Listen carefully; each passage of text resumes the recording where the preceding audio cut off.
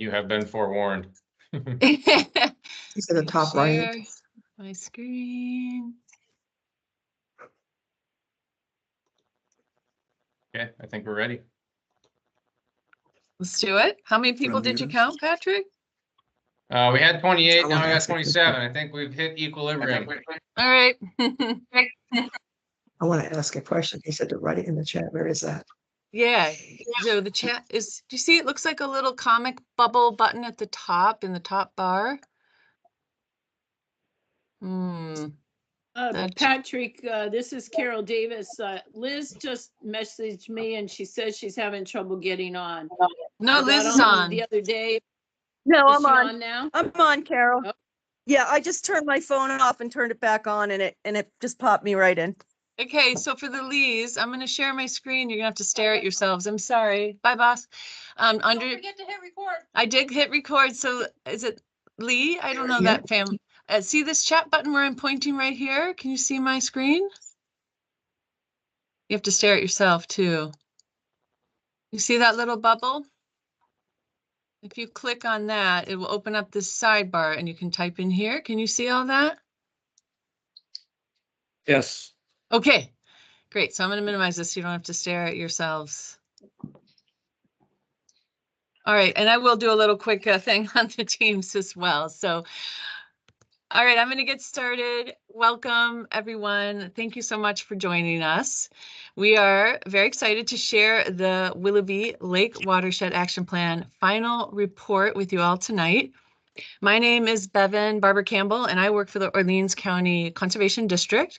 I've been co-leading this project, this LWAP project, along with Patrick Hurley from the Memphremagog Watershed Association.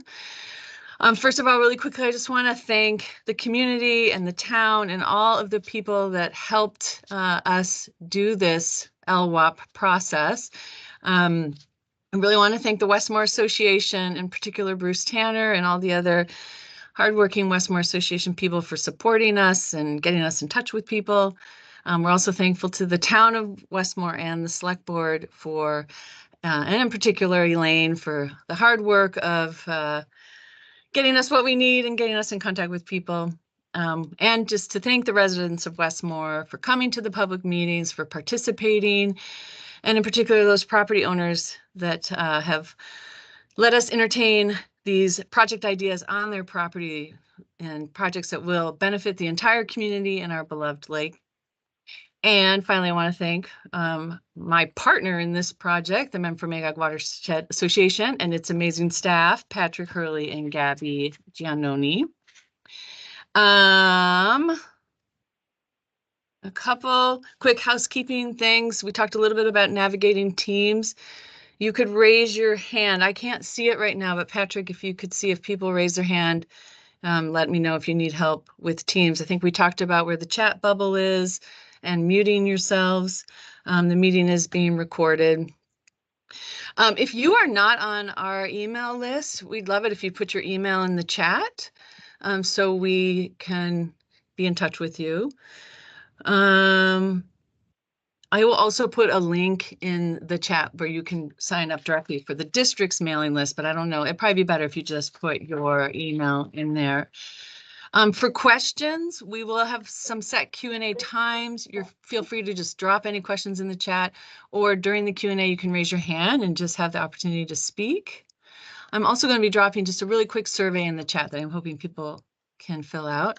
And finally, we will share these slides with you all, or maybe via the Westmore Association and the towns, so you can have access to these slides. If you definitely want the slides, you could also just put that in the chat and put your email and your name.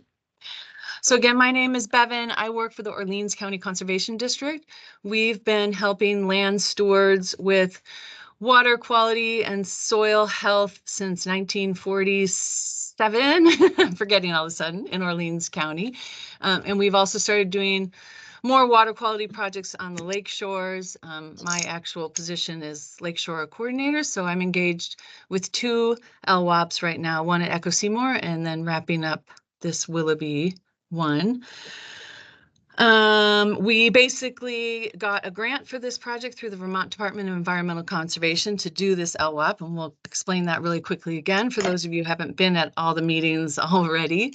So basically our agenda for tonight, we might be able to keep it to an hour. We've sort of allocated an hour and a half, but we're going to start with a quick little water quality report from Bruce Tanner, who's the chair of the Water Quality Committee for the Westmore Association.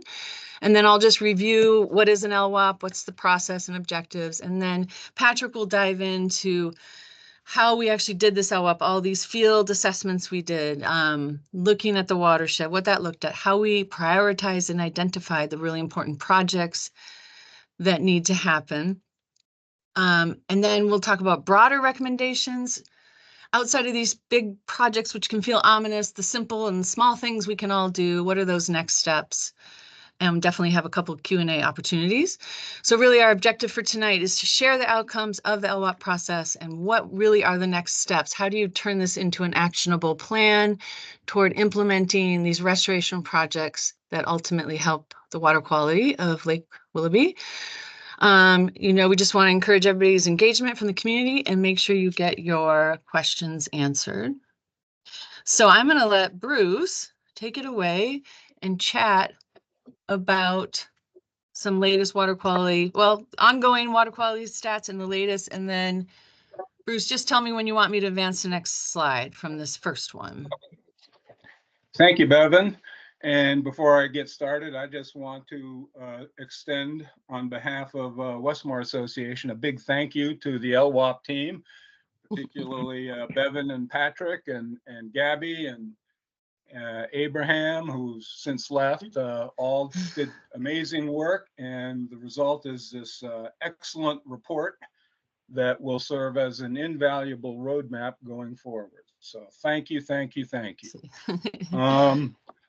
So why did we undertake this? Well, we've been monitoring the state of Willoughby Lake since about early 1980, and with that data, we have noticed an upward trend of phosphorus, which is the limiting nutrient for aquatic plant and algae growth. And so we want to turn that trend around if at all possible. And that is the main motivation for doing this.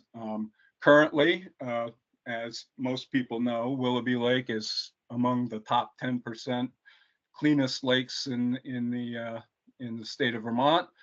On some measures, it is the cleanest, but it is definitely right up there, and we want to keep it that way. It's in great shape right now, and we want to keep it that way. So, next slide.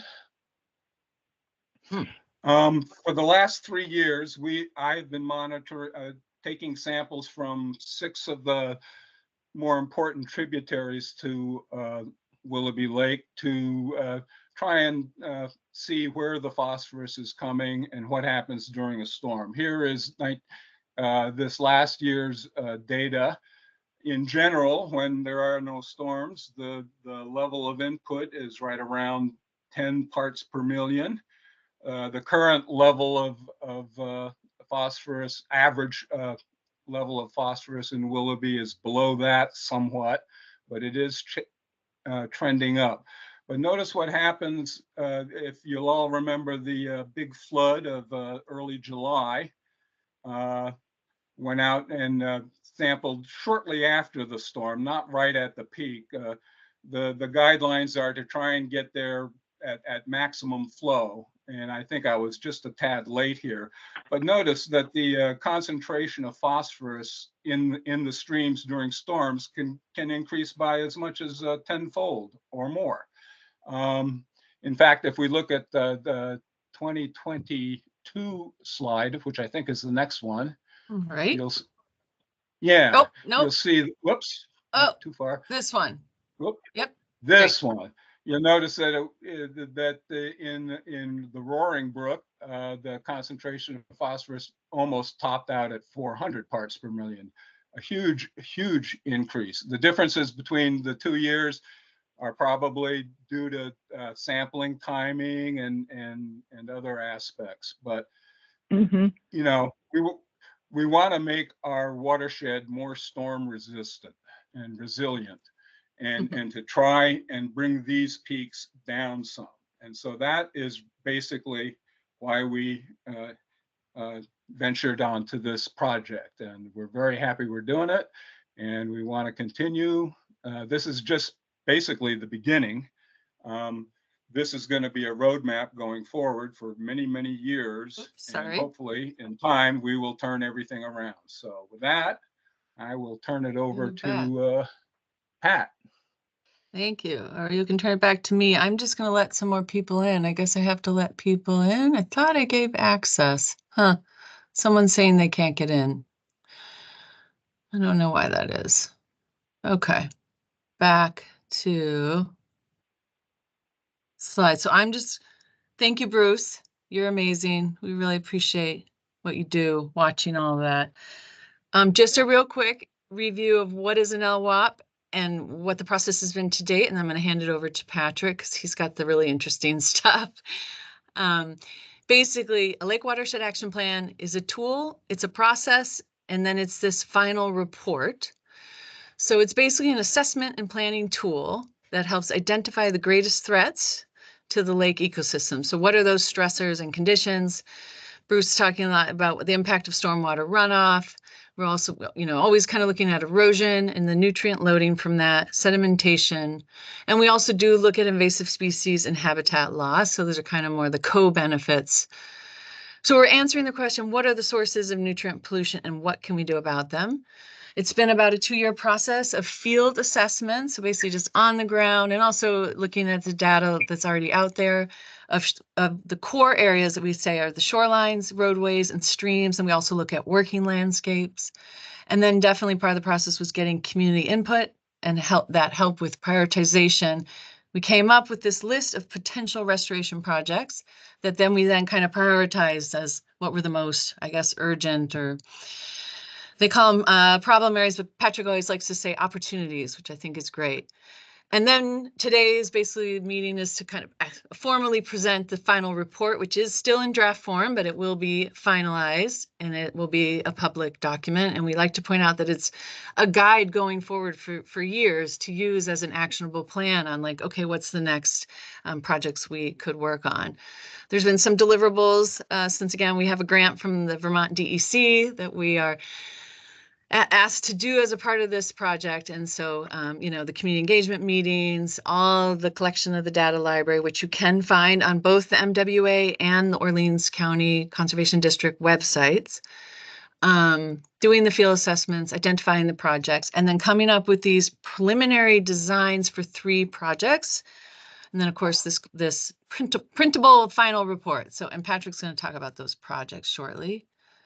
So the process basically started in July of 2022, so just under 2 years ago, with a kickoff meeting where we, again, really tried to get community's input on what they thought was important. And then we spent 1.5 years doing all these field assessments. And then we had our prioritization meeting this last July in 2023, where we talked about the projects and got people's input. And then Patrick was working on the 30% designs at the end of last year. And we got landowner commitment to just entertain these 30% designs, which is basically just a concept, a basic design before you put a ton of time into it. And then now, we made our deadline, Patrick, March 2024. We are here to present this plan to you all. So with that, I'm sorry, I never made my screen all the way big. I should have done that. I'm going to hand it over to, I'm going to get out of there and let Patrick share his screen with you, and I will check questions while he's doing that. So take it away, Patrick. Thanks, Bevan. So yes, I'm Patrick Curley. I work with the Lake Watershed Association. We're based in Newport. I live in Newport. I love working in Westmore. It's been a real treat. I wanted to thank Bruce again for summarizing exactly why we're here. The lake is in good shape, but there are trends that raise eyebrows, and so we want to get ahead of those trends and start making both kind of procedural and kind of physical efforts to move forward to improve protections and protect the best, restore the rest kind of an attitude. And we want to just make this information as publicly available and widely known as possible. And so I appreciate you all for being here to listen to the work that we put together, and to be involved in what's next. You know, both the Conservation District and MWA were local organizations. You know, we don't want this report to be put up on a shelf and kind of forgotten about. We want to continue working on these projects with these landowners, with the town, with the association to see these through, because that's what we do. That's why we're here. So I'm going to turn off my camera and I'm going to share my screen so that you all can follow along as I move through. Again, we want to thank DEC for providing us the opportunity to work with this town and in this watershed. And you can see some of my contact information there. You're welcome to reach out to us if you have specific questions. As Bevan mentioned, the draft report is just that. It will be finalized by the end of the month. So I think 10 days, if you can submit any questions, comments for the report in the next 10 days, we can realistically incorporate them before we kind of put a button on everything and submit the deliverables to the state, close out the grant. So taking like a step back, we really kind of scoured the watershed. We looked primarily on the northern half of the watershed, you know, above the state lands, because this LWAP process is geared towards non-regulatory, voluntary water quality and habitat restoration projects. So we're not focusing on things that are already under regulatory control, such as wastewater, septic systems, the state highway that runs through town, and the state forest lands that also have their own stormwater management and habitat management plans and requirements. So we're looking more at like the private land sector, the town road sector, the waterways. You know, where can we look at those areas on the landscape and identify opportunities to either protect functioning natural resources and aquatic habitat, or restore function to those that may be a bit degraded or a bit out of whack. And when you step back and look at all the projects that we identified, over 75 opportunities were cataloged and will be uploaded to what's called the Watershed Project Database, which is a tracking tool that DEC has. It's publicly accessible. And then we really scoured down on or focused down on 30 of them to evaluate individually. Okay, these are the highest priority projects. What would happen if we were to lead further down this road? How much would it cost? How much phosphorus reduction would we see? What sort of co-benefits like aquatic organism passage or flood resilience, those sorts of things would come alongside those projects? And when you boil those 30 projects down, you know, we're talking about a potential reduction of 173 pounds of phosphorus per year, which if you've ever seen how much phosphorus is 173 pounds, I'll be shocked because I haven't, but it looks like metric tons of sediment, approximately 99 tons of sediment, if you use what's often used as kind of the baseline phosphorus to sediment concentration. We're talking about ideally restoring woody riparian buffers along over 12,000 linear feet of streams and lakeshore. That's an optimistic perspective. We'd like to improve floodplain and wetland functions across 5.8 acres scattered throughout the watershed. There's 6.2 acres of agricultural runoff or agricultural areas that could benefit from having a few best management practices installed. And then there's over 5 miles of roads and driveways and road associations that could be upgraded or enhanced so that runoff is reduced, erosion is under control, and anything that is en route to flowing to the lake can be diverted into, you know, for instance, an established vegetated area. So we're talking about some pretty big numbers, and it's not going to get done overnight. It's one project at a time, but they could have potentially significant cumulative effects when done at scale. So that's kind of what the 10,000 foot view could offer us. So Bevan mentioned we did a lot of field assessments. We really did. We walked over 20 miles of streams in this watershed. And I think we can confidently say we walked more streams in this Lake Watershed Action Plan than any other Lake Watershed Action Plan has done in the state. And that's part of the reason why we, have over 500 observations and have identified 75 potential projects, is because, we didn't just sit behind a screen and look for opportunities from above. We went scouring on the ground for them and talking to landowners and talking to the town and talking to the association and cruising the shore of the lake and looking for signs of erosion or sedimentation, and thinking the whole time, how could we reduce this so that it doesn't actually end up in the lake and result in increased phosphorus concentration. So we did, I think, 9 lake-wise assessments. We covered 3 miles of private roads and driveways and 3 miles of 3 miles of public roads. And also looked at 5 large properties that are several hundred acres, whether they're farms or forest lands, because often you can combine multiple projects on a single property when you're talking about something at that scale, and it really turns into high bang for buck. So this just gives you kind of a layout of where we look. As I mentioned, we really focus on the northern part of the lake, except for that primary drainage coming down Route 5A at the south end. For the most part, the southern half isn't developed, so we're not going to propose going in there and making a mess or doing any elaborate project work. We're looking at developed lands, we're looking at roadways, we're looking at streams that have been encroached upon by development. And so those little cyan squiggly lines, those are all the mapped streams in the watershed.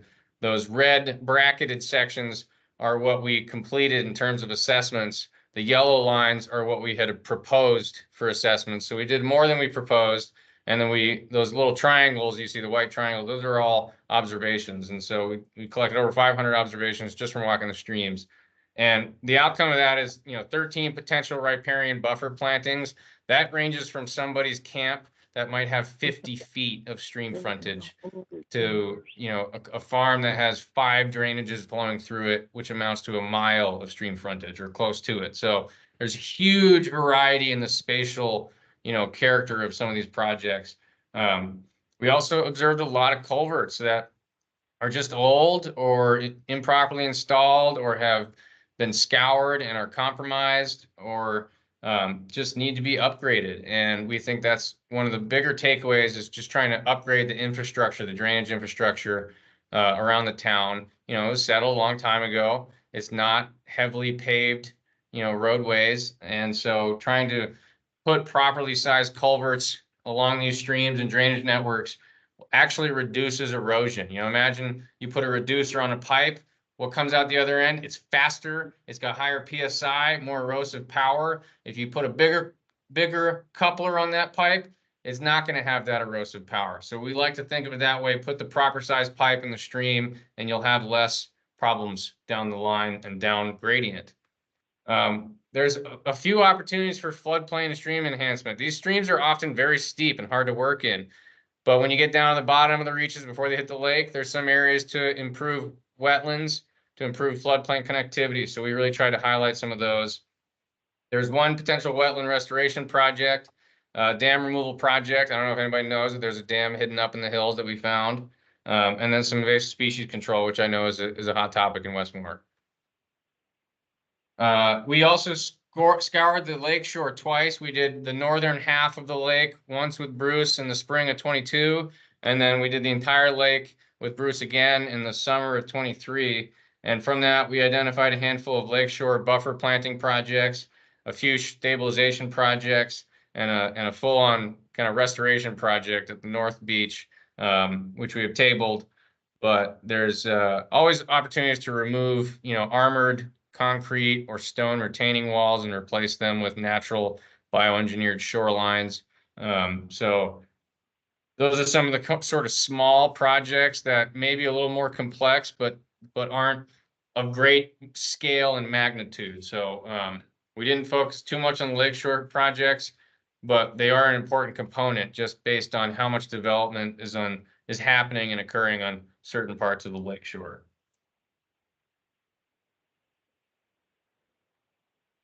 We also looked at a lot of the roads. The Westmore Roads Department does a great job at keeping up with the municipal road general permit and upgrading segments that are non-compliant. And this data is actually, out of date. There's some of those red and orange segments which indicate they're non-compliant segments have been updated in the past years, particularly at the top of Hinton Hill Road.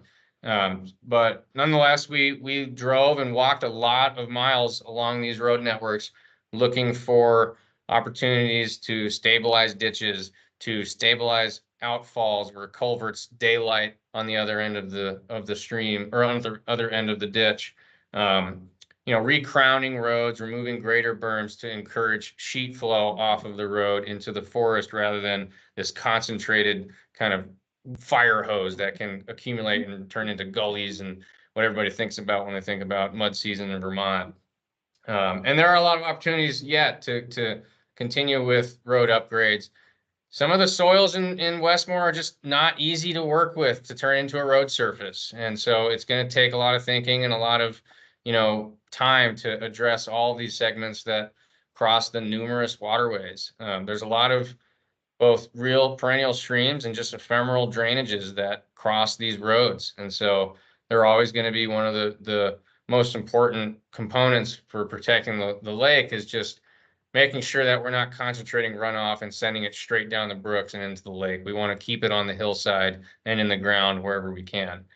The pink lines are also private roads. There's quite a few private road networks with associations that manage the roads and share the costs.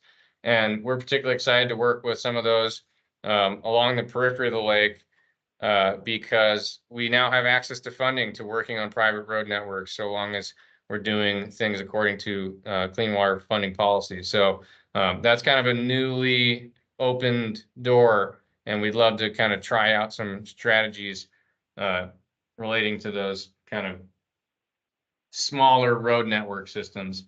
But we did find over 21 road erosion reduction projects and 3 that kind of fall more into the stormwater management. It's hard to parse those apart in a town like Westmore when you don't have like a big Walmart or housing development complex. But ultimately, all of these projects are really related to roads and stormwater. So as I mentioned, we identified 75 potential projects. These are going to be reviewed with DEC and then uploaded into the database. A summary is, a handful of farm projects. A dam removal is a picture. This is right to the north of Hinton Hill Brook or Hinton Hill Road as you're going up that first climb. It's in the woods. It's a pretty interesting old dam, and it's probably not widely known, and it potentially is a flood hazard. So those are the sorts of things that we look for if this thing were to, breach or blow out. What sort of damage could it do downstream? There's a bunch of forest projects, not all of which we were able to cover just because of the sheer volume of forest land in the Westmore drainage area. But we are working with some large landowners at the top of the headwaters to continue to pursue those opportunities. So that's been a spin-off project from this effort. As I mentioned, 19 stream floodplain projects, invasive species, 10 lakeshore projects. We found 1 trash dump that could get cleaned up, some buffer plantings, wetland restoration, a whole slew of project opportunities. But we had to figure out, how do we rank these? How do we evaluate them against each other? How do we compare them and figure out, okay, what is worth the time and energy?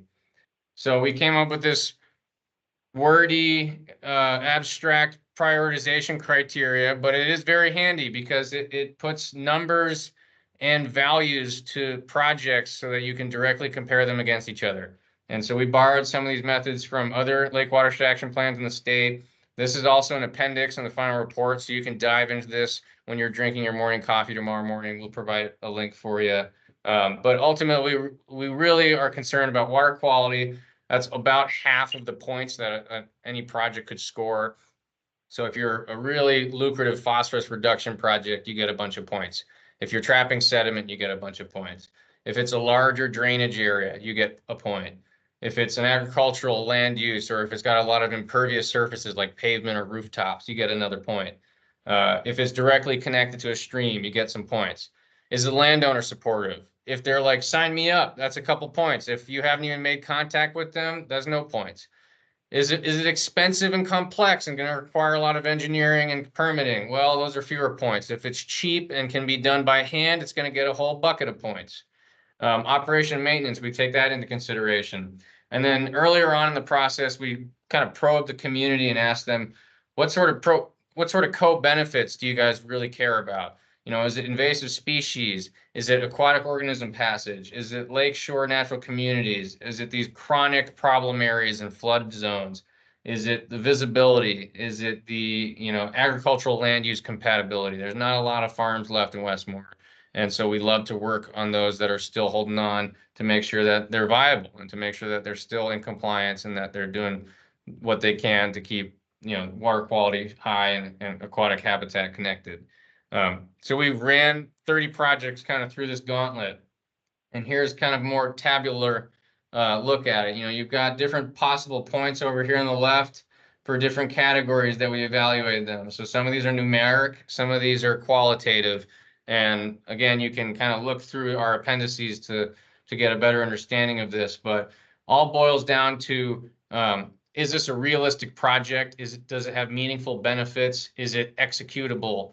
And is it going to be a nightmare of maintenance for the town or the landowner? And we try to implement this prioritization rubric so that those easy, effective projects float to the top, and those abstract, complex projects maybe need a little bit more thought and discussion before moving forward. And we based a lot of our cost rates on some published values from DEC as well as from VTrans.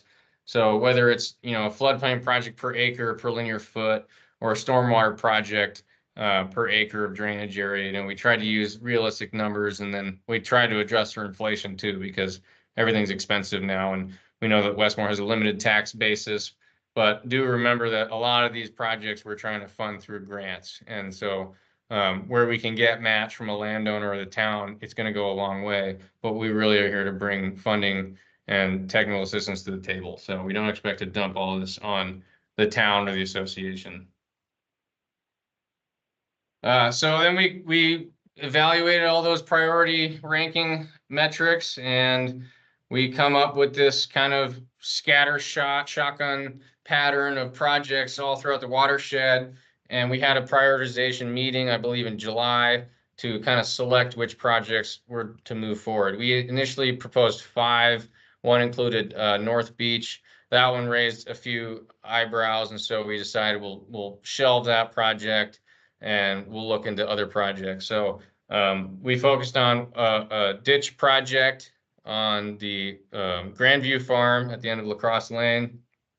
We also have a feasibility study for a farm pond and dam removal on the same property. We looked at developing best management practices for road erosion control on Lakeview Road and Big Valley Road on the west side. We developed a concept for stormwater diversion and treatment on Hinton Hill Road.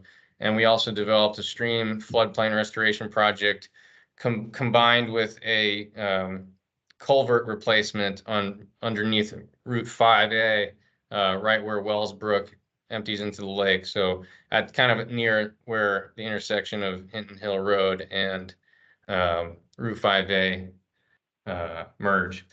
And so, okay, so we have this table. We can show that more. This is just kind of reiterating the same prioritization metrics. There's a whole bunch of data behind this, but ultimately they're scattered across the watershed. We selected those 5 and we proposed them to the town. We kind of sat back, reflected, and shifted our priorities to some that were a little bit more ready to be developed. And so as you can see, there's a couple different project types throughout the watershed, and they're often, you know, if you look at this map, you see that they're clustered. There are clusters of opportunities. We see a lot of it at the mouth of the streams where they meet the lake, where it crosses Route 5A, where there's a lot more development.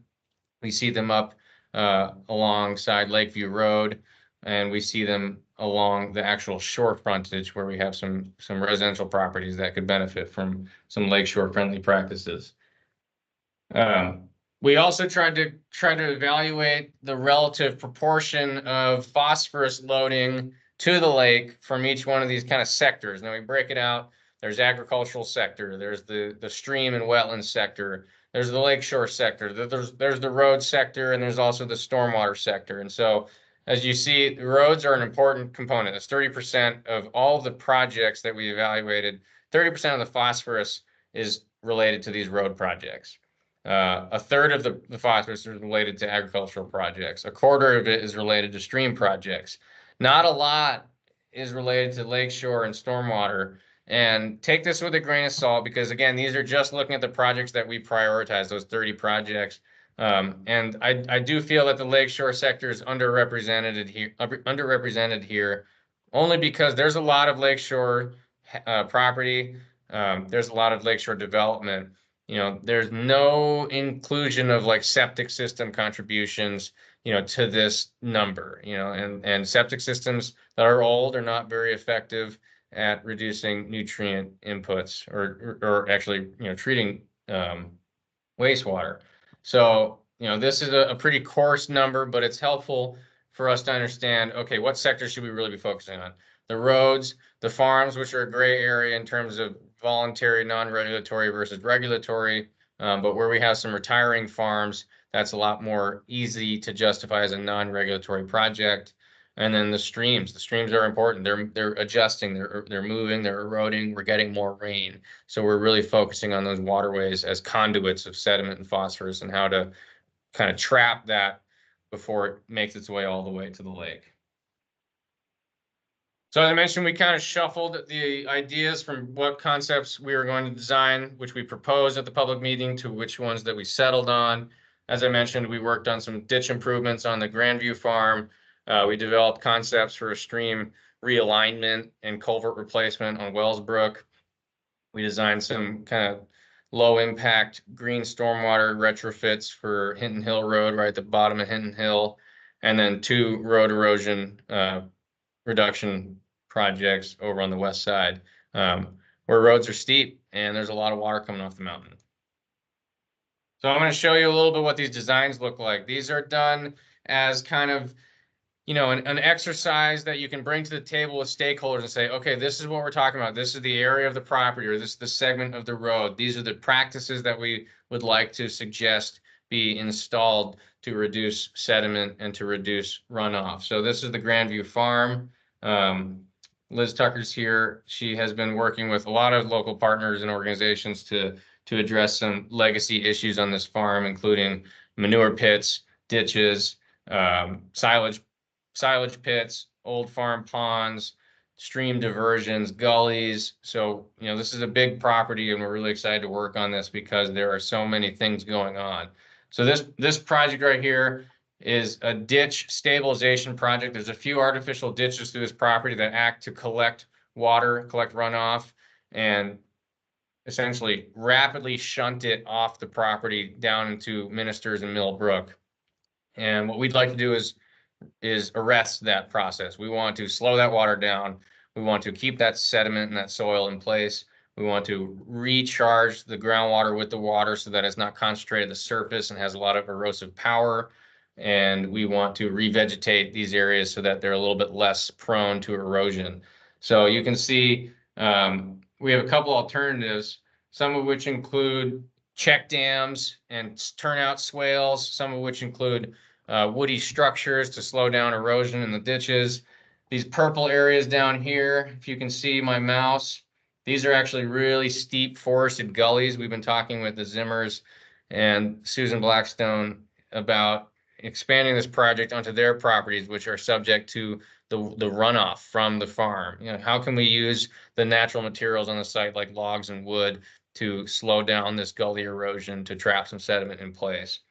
I know that Liz is also working with NRCS to remove some pits and ponds and working with the Conservation District to develop a feasibility study on removing a particularly problematic pond that involves a diverted stream. So there's a couple different concepts, but these designs are all, you know, to scale. There's something that can be used to you know, estimate quantities of work and to come up with really, you know, not precise, but at least realistic budgets.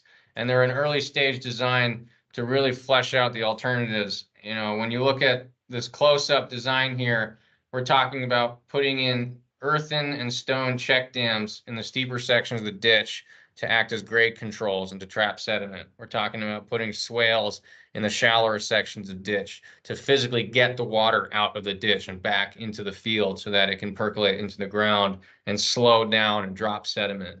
We're talking about putting woody structures where we can to just add some, resistance and some roughness so that the flow doesn't continue to scour out the ditches. Where we can improve drainage, we're going to move a culvert like this red area over here, essentially realign a culvert so that it's not charging water into the ditch, but we can spread it out across the field and use something like a stone energy dissipator to slow down that flow so it doesn't cause yet another gully. When you look at the ditch concepts, you really got to consider the shape of the ditch, the slope of the ditch. And when you're putting in check dams, those check dams have to be spaced properly. You essentially want the top of this check dam over here to line up with the toe of the next upstream check dam.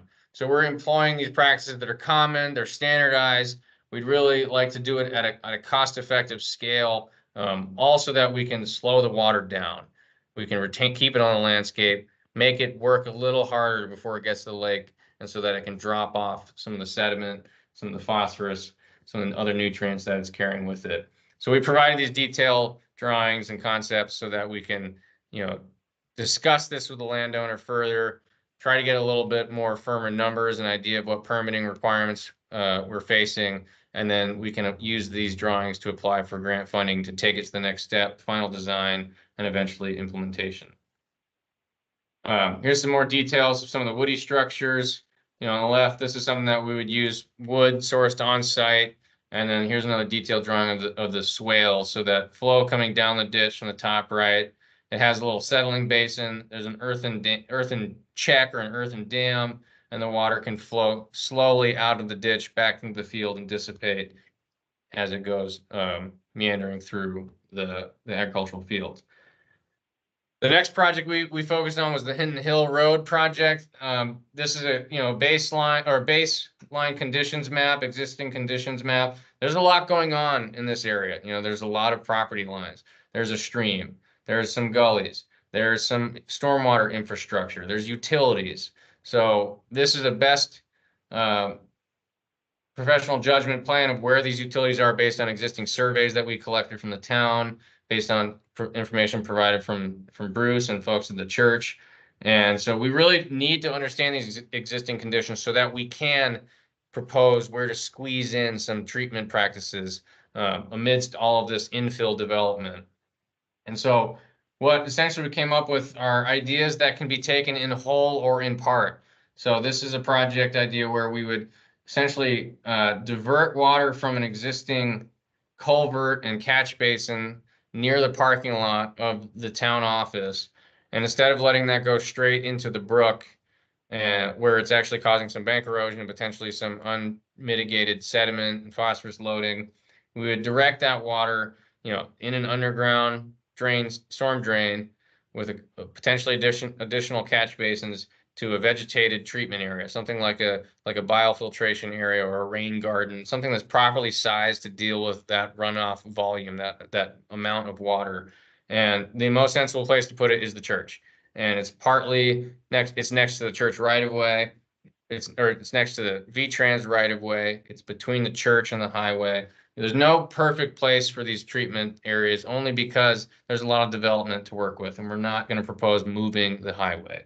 There's also potentially sensitive areas over here. This to me looks like a wetland. We didn't do a formal wetland delineation, but I've done them for 10 years, and I would not propose putting anything over there because you're going to run into hurdles. It's going to cost a lot. The state's not going to be supportive of digging up a wetland to put in a wetland. And so it's not a good idea to go down that road. There are some existing treatment sections like this swale that comes off of Hinton Hill Road and kind of curves out into that meadow. That's a good thing. It can be enhanced, but it's also not a big problem. It's catching water, it's slowing it down in a swale, and it's really kind of infiltrating to the ground. Similar situation, there's a catch basin here that goes over to a little sediment forebay. That's also a good thing.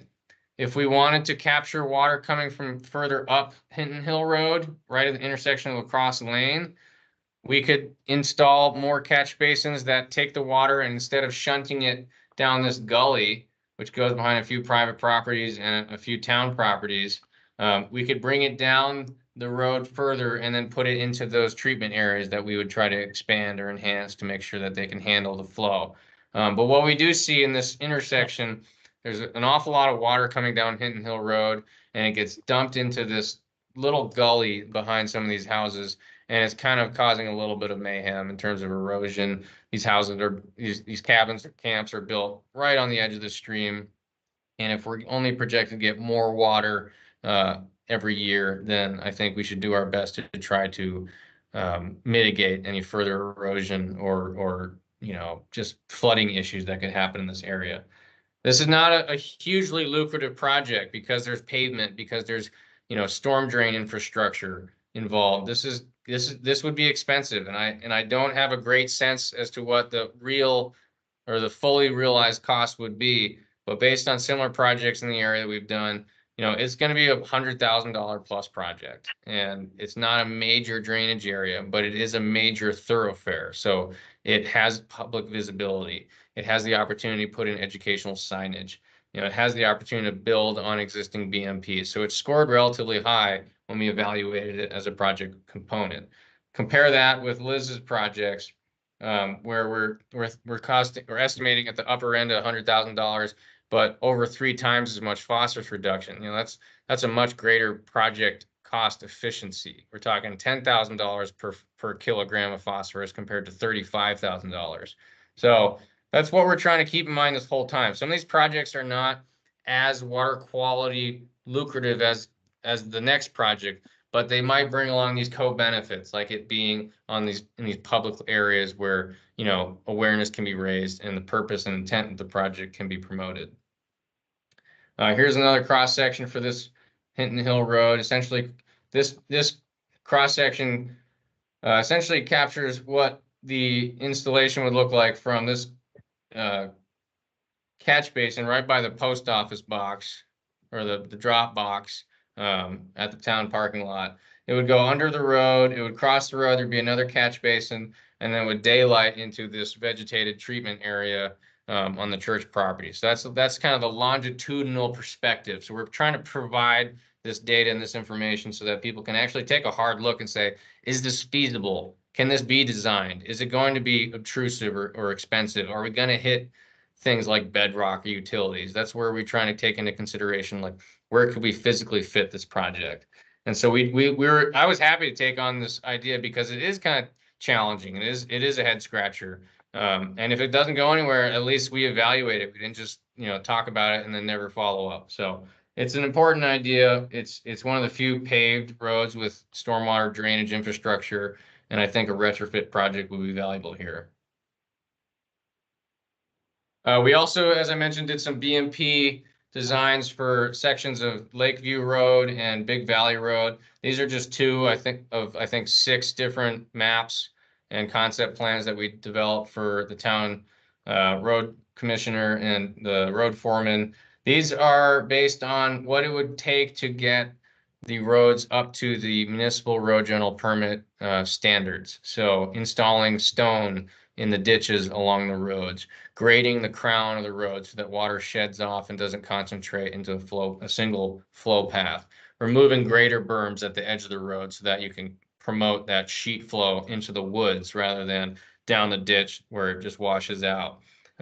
Installing turnouts, which essentially are just a swale that you dig almost perpendicular to the road to get the water out of the ditch and put it back into the woods. Things like stabilized culvert outfalls, where you have a cross culvert and you need to ensure that it doesn't just scour out a giant hole and wash out and fall and just wash away into the brook below it. So there's a handful of segments of road up here that it's not a super expensive job, and while we can't necessarily get clean water funding to do road work, there are programs like Better Roads and the Municipal Roads General Permit and town budgets that can address this. So we just try to put this together to give the road foreman and the commissioner a real roadmap of where we think these BMPs should be installed, and we give some cost estimates. This is one of the more effective projects, $8,000 a kilogram. That's one of the cheaper projects that we can muster, only because roads are a major contributor. And being able to kind of prioritize these segments of roads over others, I think is part of the reason why we're here to share this information. There was one other project on Wellsbrook. We don't have the designs to share tonight, but they are in the appendix F of the final report, and it includes a stream realignment and a culvert replacement. The culvert is right near Hinton Hill Road on Wellsbrook. It's undersized, it's poorly aligned, and then the stream actually goes through this kind of wicked granite block stone. I almost refer to it as a flume. It's quite dramatic, and it's just old. It's probably 100 years old, and it's starting to fail. And we think realigning the stream back towards a more natural alignment and creating some floodplain would do wonders. So that's a project that we're still exploring. It's a big lift. It would involve VTrans. It would involve a major road crossing construction project on Route 5, which I bet nobody's super thrilled about.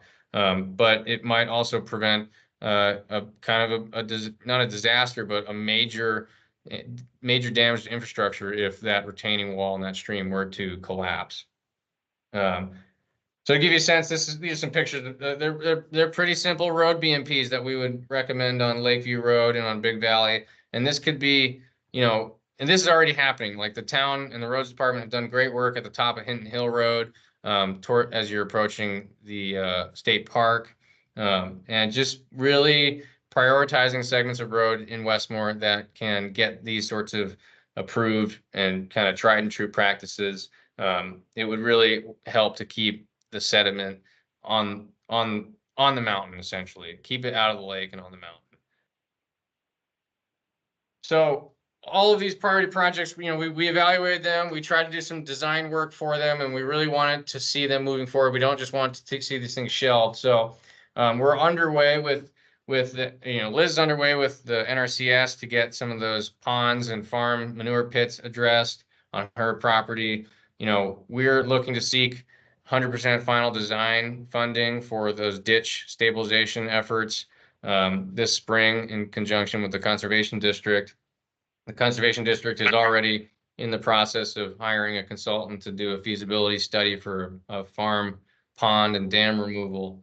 We're still working with VTrans and DEC to evaluate that Wellsbrook stream realignment and culvert restoration, and hopefully we could apply for funding as soon as the spring or the summer to get a little bit more of well thought out designs put together for that.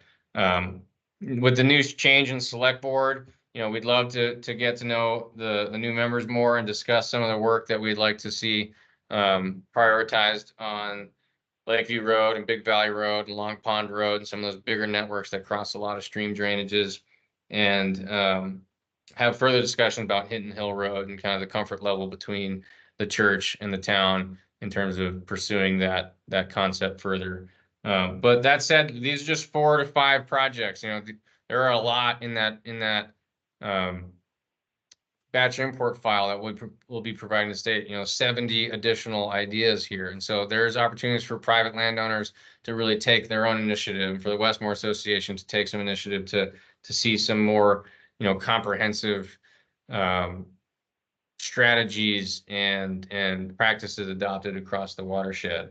And we tried to put this into perspective, and I think this is where I hand it over to Bevan to walk us through this perspective. Oh, yeah. Actually, go backwards. I think before we do broader recommendations, let's just stay here for a sec and do some questions. I think it's time for some input. Yes. So go ahead and click on the little raise hand if you guys want to do that. I'm going to ask first. There's some questions in here that are waiting, so I'm going to get those to you, Patrick. And they're both about the Hinton Hill Stormwater Project on the church property. So I'm going to ask them both to you. So one says, you are proposing a wetland area on the front lawn of the church next to Route 5A. Can this be moved further away from Hinton Hill Road? And then the second one's related. can you consider the area north of the upper parking area on the church property? So it sounds like a couple questions about the church property. So these are pretty good design specific questions, and I could go into great lengths, but I'll try to be brief.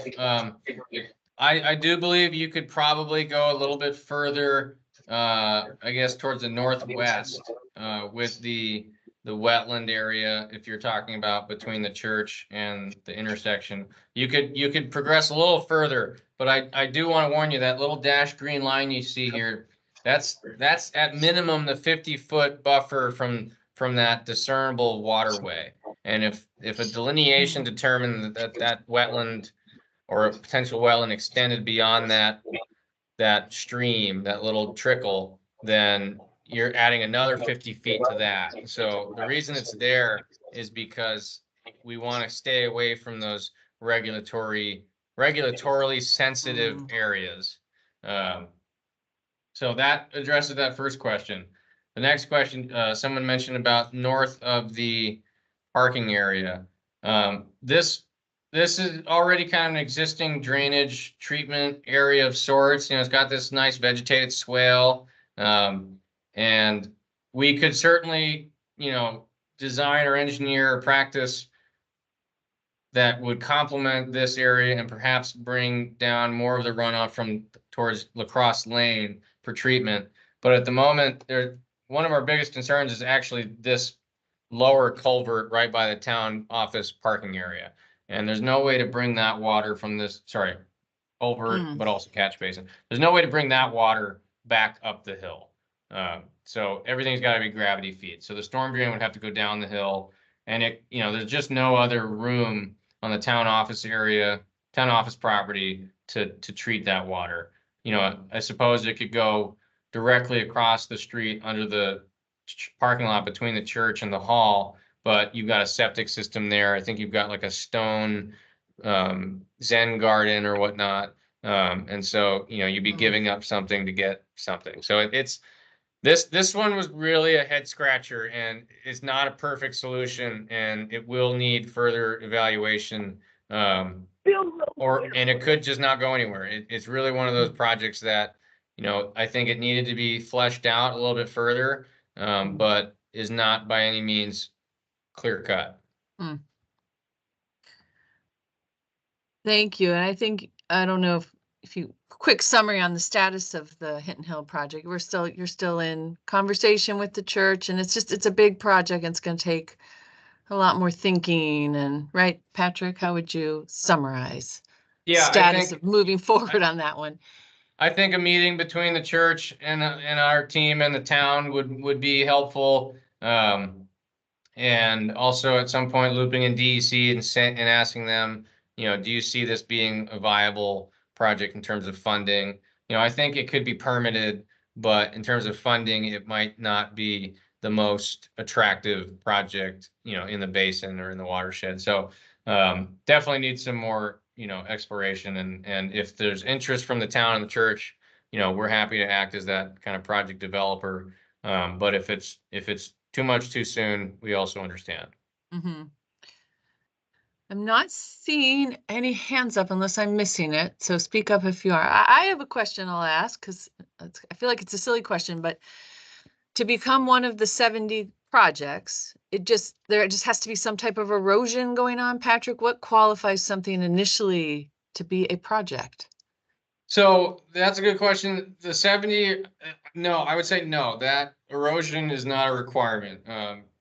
It could be a stream that doesn't have any woody vegetation. It might not be eroding or eroding yet, but it's receiving runoff. It doesn't have, woody roots, woody vegetation to hold the bank together in the event of a flood or event of a scour event. So it could be something like that. It could be a forest trail where people use to skid logs, where the ruts from the tires of the skidder or tractor are just hijacking a stream and taking that water and scouring out, forest, just scouring the forest and landing in a brook. So that could be a project type. Invasive weeds control is a project type. A pile of garbage dumped on the edge of a brook is a project type. Anything that removing. could be a project. That's Yes, not quite and right. and that list needs to be reviewed, and then, it could be uploaded to the project database. Okay. There was one more question about the church. How about taking Hinton Hill water southwest straight toward the lake? Costs more, but not church issue. Great display site. That was an idea, Randy, Yeah. and I got the impression that Memorial Park was a bit too sensitive of a location to implant any treatment areas. So tried to avoid that, but also a completely reasonable option, if that is a, surmountable challenge. Okay. It Um, appears like the soils would be more favorable and the wetland risks would be less so. And real quick before I do see some hands up. I was just going to tell you guys, I put in the chat the survey. It's just 3 quick questions about the LWAP for this process so we can learn. So if you find it in there, it says, here's the link to the quick 3-question survey. If you could click on that, you could even just leave it as a tab in your browser until after the meeting, or you could fill it out now. We'd appreciate it. And then I have Liz Tucker, would you like to unmute yourself and ask a question or a comment? May I? Yes, yes. I have a question about the very sharp curve. Actually, it's where I live, right on Long Pond Road. A bunch of riprap was put in on this area, which may or may not be eroding significantly, but there seems to be a huge loss of woody material because of the constant work on the road and the extensive logging that has gone on north of or uphill from this area where there's been extensive usage of this road over the past 20 years. So I'm just curious, is there anything that can be done where you have, the Millbrook, you've got this curve, you've got this constant area of potential erosion, but loss of woody material because of the road crew by necessity needing to basically bury those trees and which kills the tree. Is there any way to plant cedars or something within that riprap? Is there any way to add any organic material to the riprap so that you can plant cedars? Because obviously they'll grow at a 90-degree angle to the ground. Yeah. Liz, that's a great question. Long Pond Road is very challenging. It is old, it is steep, it is right on top of that brook. It's narrow. There's nowhere to look. There's nowhere to put water. It's incredibly difficult. Right. And I think the riprap is a necessary thing, if I'm picturing this location correctly, because there's probably a cross culvert that comes under the road and drains the ditch Right. from the cut slope. And if you didn't have the riprap, it would just cause a landslide, essentially. It would just wash away that hill Exactly. slope right below the road. So it Exactly. is really troublesome. And we wanted to choose that road as one of our concept designs.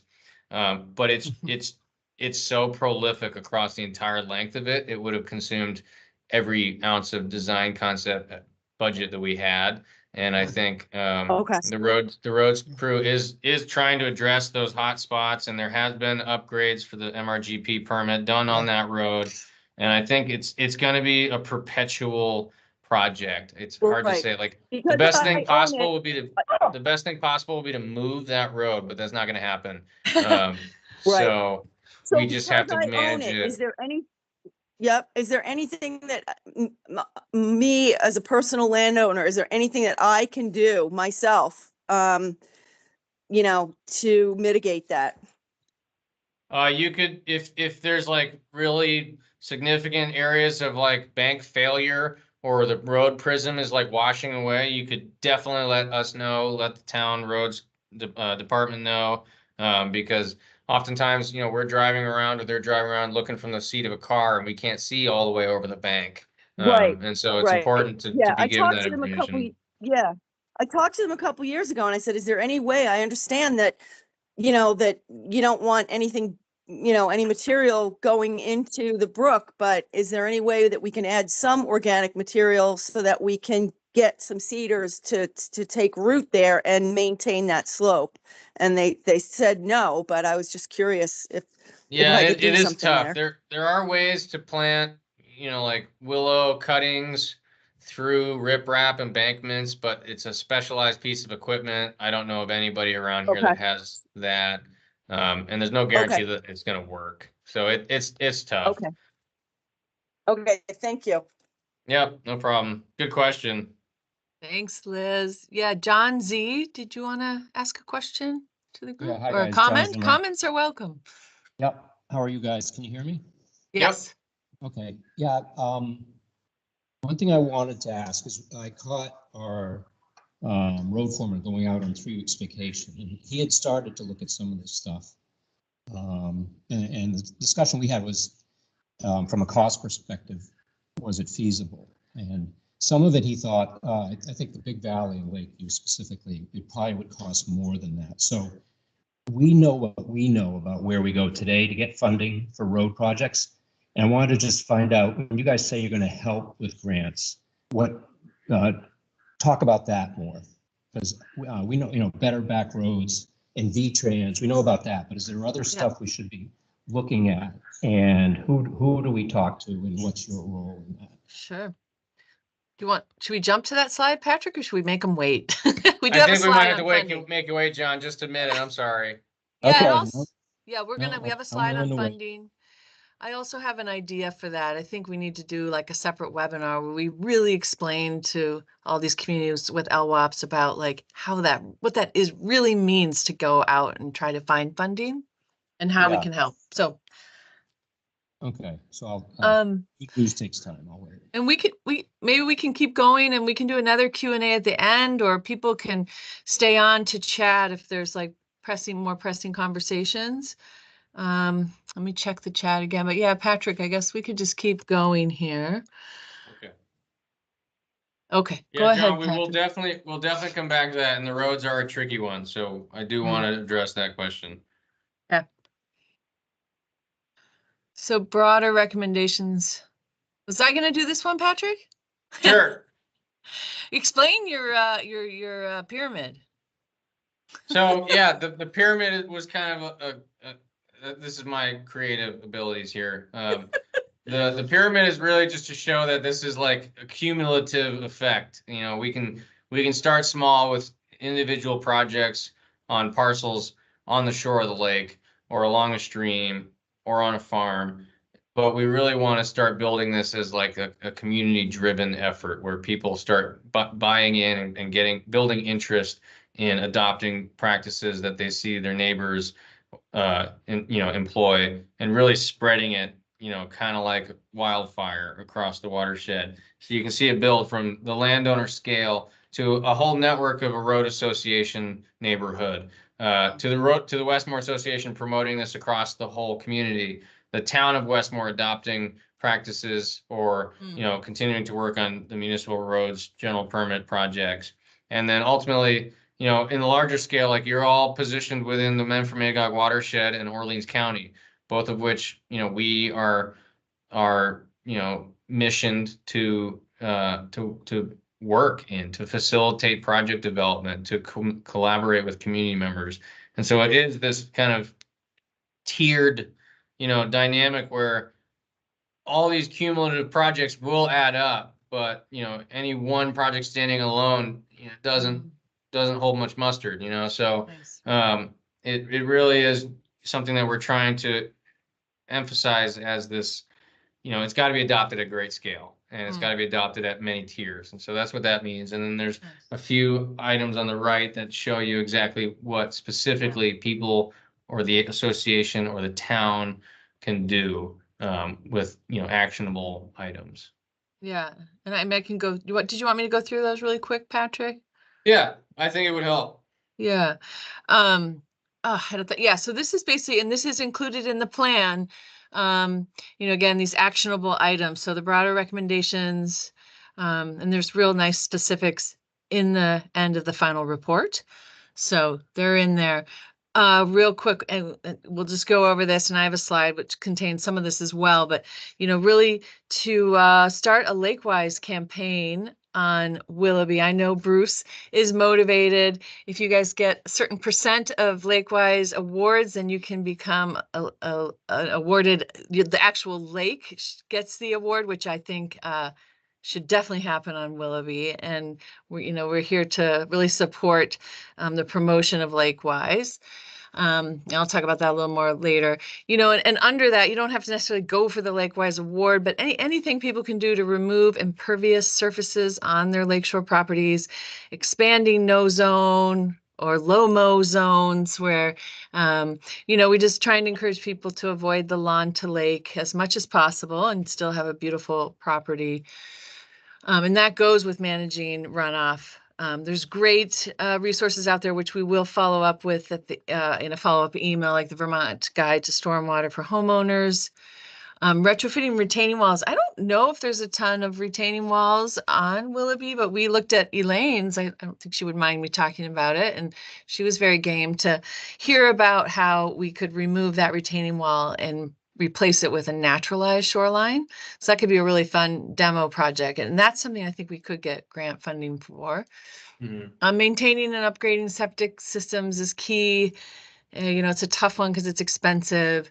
But the more we can do to encourage people to understand what the options are, and some other lake associations have hosted these septic socials where they have like an informative social gathering where people learn about septic systems and the new options.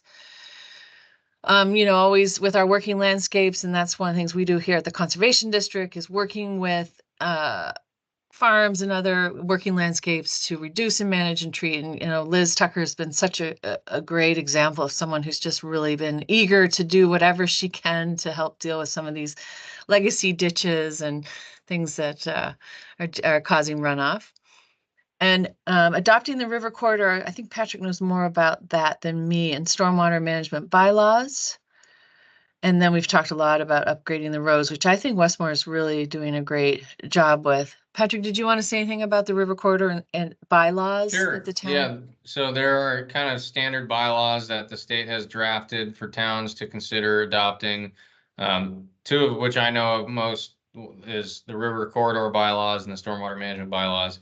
So the river corridor bylaws essentially add additional protections to mapped river corridors and essentially work to prevent development, encroachment on within the river corridor, so that there's not an increased flood elevation, there's not increased flood risk, hazards, that structures are built appropriately, that crossings are built appropriately, and it's something that the town can do to really set firmer protections along the waterways that drain to the lake. And the stormwater management bylaws, I'm not as familiar with this. I feel like it's a newer offering from the state, but it essentially adds additional protections to development, to new development or redevelopment, where there are limitations and requirements that must be met for certain square footage, and essentially where the water drains to. So these are issues that are pervasive in every community, and it helps to have some kind of boilerplate language that a town can take and sift through and evaluate, and then vote on whether they will adopt it or not. Nice. Obviously, it comes with a lot of nuance, so it would be a process that the select board would want to bring in some DEC experts and potentially talk to other communities that have done such things and adopted these bylaws. Yes. And then you want to go to the next? We have another slide with even more specific. Yeah, so this is a lot of text. I don't expect everybody to read this. I'm not going to read through it myself, but think about that pyramid. Where do you fall? Are you just a landowner, or do you work for the town, or are you with the association? Are you a watershed partner?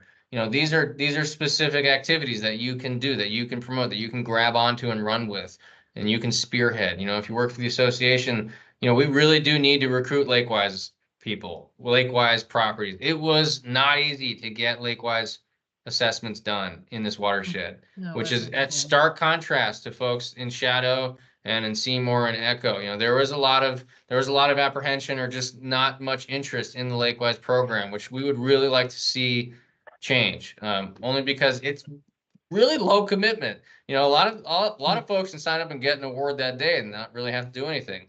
And if you don't get an award and you get a recognition certificate, it clearly outlines that there are small changes that can be made on this property to become more lake friendly. It's non-regulatory, you know, it's really not, no strings attached as far as you take it as far as you want to take it.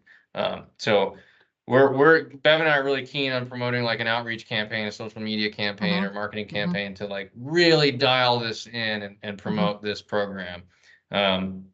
Alongside the Lakewise program, driveways.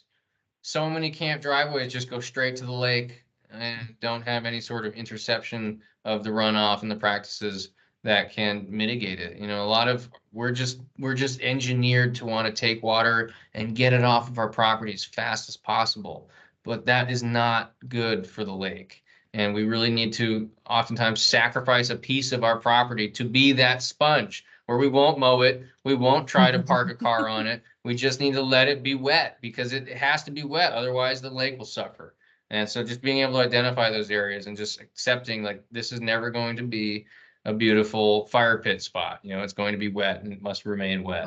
And then, you know, if you work for the town, like consider, you know, the vegetative buffer disturbance permit. This is great. This is a great tool. I don't know if most residents in Westmore know about this vegetative buffer disturbance permit. It's quite a mouthful, but there are rules now. There is the Shoreland Protection Act, and I don't see anywhere on the buffer disturbance permit reference to that. And the Shoreland Protection Act actually is pretty strict. It regulates all clearing and development within 250 feet of the lake shore. And I think that permit needs to say at the top, this is in addition to requirements set by the Shoreland Protection Act. So anybody who's cutting trees and building a camp or redeveloping a camp or expanding a camp, they are subject to those rules. And I think that the town needs to, you know, make that abundantly clear because, you know, it's not every day that landowners get informed of a new environmental protection statute. So it does fall on us, the town, the association, just bring awareness to that. And then there's this really super broad one at the bottom, these partners.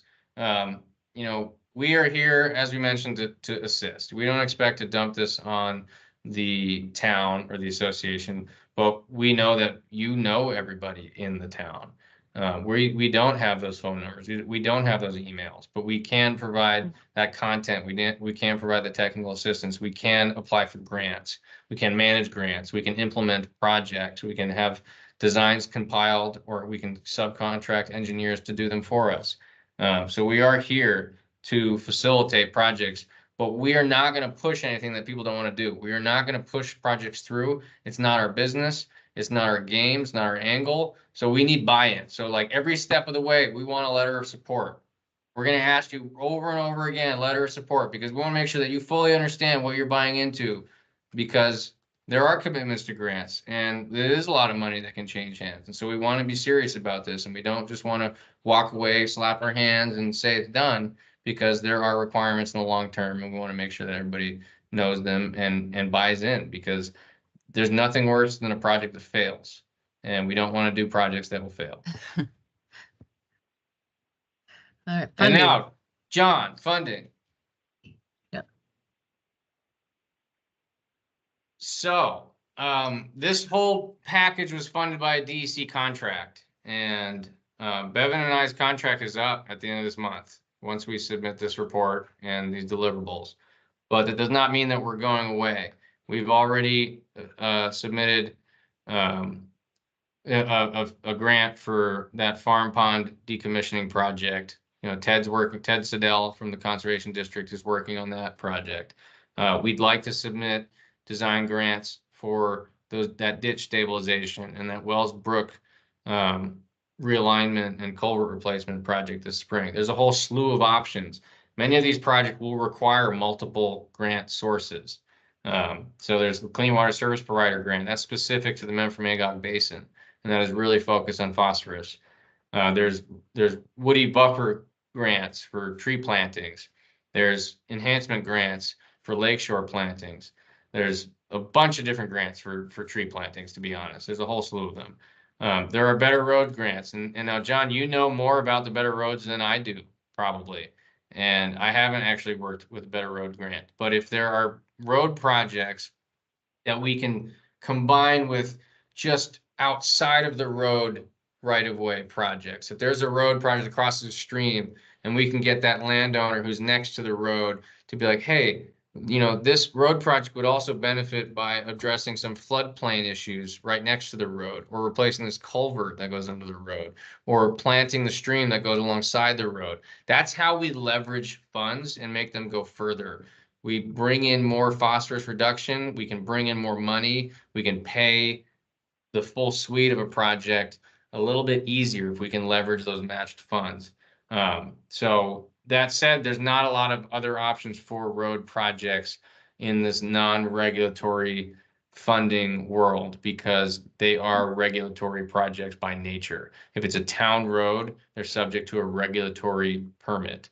We can help with that. We cannot really lead that effort. But the private roads, the driveways, that's where we can really lead. The road associations, we can actually do some work with road associations to address Old Cottage Lane or address Old Route 5. If there's a collective of people who are actually going to commit to doing something, but we can't do one landowner's frontage realistically without getting buy-in from the whole collective, or at least the majority of the collective. So those are some things that we can do specifically for roads. Devin, you look like you want to say something. No, I don't. I Okay. think we're doing good. John, did you have any specific questions about the road grants, you know, for the town?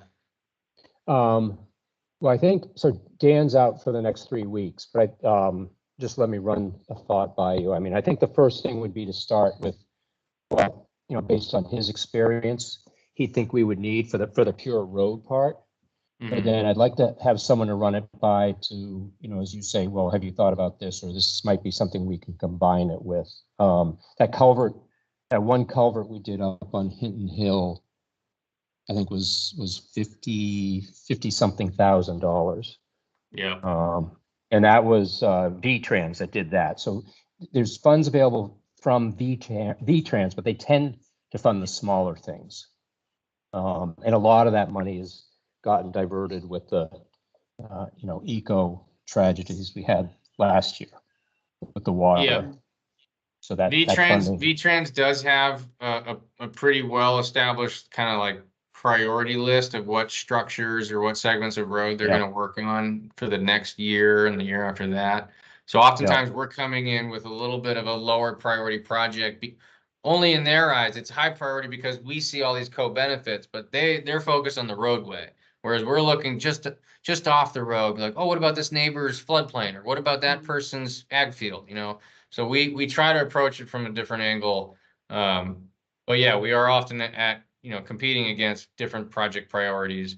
But I think, you know, we still have the capacity to like meet with Dan, and if there's a new, you know, select board member who's fulfilling the road commissioner role, you know, we'd happily meet with them and discuss, you know, where do we see these areas? Is there opportunity for us to help, or do you guys do you have this because you do it all the time? You know, if there's opportunities for us to combine different project types into a single effort, that's kind of where we would really like to become into. No, and I think that'd be beneficial, because like I said, we know what we know. We don't know what we don't know. So if there's ideas on if we tweak this or tweak that it opens up a new path to take, that's where it'd be helpful. Yeah. All right. Well, like I said, I was thinking it would be great for all these communities that are wrapping up their LWAPs to maybe just have a webinar just on funding, where we really can walk people through what this really looks like step by step. So I'm going to work on planning that. It looks like I can't see the chat right now, but I just have one more slide, and then I'll just make sure there's no more questions in the chat. But there are a lot of resources out there. And again, we'll share these slides with you so you don't have to capture all of this now. But the Willoughby LWAP is on both of the MWA website and the Orleans County Conservation District websites. So you can find all the resources and the data libraries in there. If you need to follow up with any questions about the Willoughby LWAP, you can contact me. If you're interested in Lakewise and learning more, you can reach out to Allison Marcioni at the Vermont DEC. We hope that you all are members of the Westmore Association and help volunteer. We could do a lot with volunteer help for outreach and education and promoting Lakewise and hosting workshops. There's lots of information about shoreline best management practices, like how to do a lakeshore buffer or how to do a no-mow zone. And that's all on if you just Google Vermont DEC Lakewise, you can download all their great handouts on best management practices. The Federation of Vermont Lakes and Ponds has a really good guide that I like. It's a guide to healthy lakes using lakeshore landscaping. You can download that on their website. Right here, right here. And then, Oh. fine, sorry. There is information to help you begin understanding how do water quality grants get funded. If you go to the Vermont DEC website, funding opportunities, you can kind of get the beginning of understanding how all this water quality funding, grant funding works. So that's all I have for slides. I just want to thank you all again, because I know it has been an hour and a half. Thank you all again for coming. Yeah. This is Bruce. Hi, Bruce. Hi. First Hi. of all, I'd like to say that LWAP has produced a booklet. I have it here in my. Yeah, I love that hand. one. I have many copies that happy to share, titled Landscape Design for Healthy New England Lakes. It has all kinds of wonderful suggestions on rain gardens, what you can do along the shoreline. And I'm happy to share them with anybody. Speaking for the Westmore Association, we will be definitely promoting Lakewise further and spreading that booklet. And speaking for the church, I'm also a church member. It might be helpful if you and Patrick could meet with us. Our annual meeting is coming up next month, and this will probably be a topic of discussion. It might be helpful if we could meet before then. Yeah, good idea. Great. Well, yeah, I was hoping you put in your final pitch for the Westmore Association. I'm glad that we're going to work on a Lakewise campaign. We've also talked about a septic social. We'll probably be following up on that. And what was the other thing? Well, escapes my mind right now. Well, you should invite people to your property, Bruce, because it is an exemplary example of Lakewise best management practices. I'd be happy to host a septic social if we had more parking. Oh, right. That's the problem. We have to ride our bikes. Yep. All right. Well, and door Go ahead, knocking Bruce. too. What's that? I think the folks along the shoreline should expect Westmore Association folks to be knocking on their door and talking up Lakewise and septic social, et cetera, et cetera. Awesome. Yeah, I know Echo and Seymour are doing a joint. They're doing 2 garden tours, so to kind of show people what rain gardens look like. And then they're doing like a day where they talk about all the different best management practices. So there's good examples out there of things we could just reproduce for Westmore Association. Yeah. Yep. Thanks. Any final comments, anyone? Feel free to send Patrick. If people want to see the final report or appendix, do they have a link available? I put it in the chat. I can do it again. Okay. Yeah. Here it is. Here's the link to the public folder. Let me see if I can copy that again. I'll put that down there again. Yeah, we'll definitely do a follow-up email. I'll grab all the emails out of here and have Bruce pass it along. So, all right. Thanks again, everybody. Thank you. Have a good evening. We appreciate your time. Thank you for your time, everyone. Thank you. Bye-bye. Bye, guys. Thank you.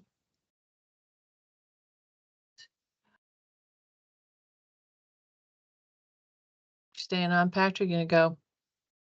I'll stay on for a minute with you. Okay. Night, everybody. They have to all sign themselves out. There's Meg. Hi, Meg.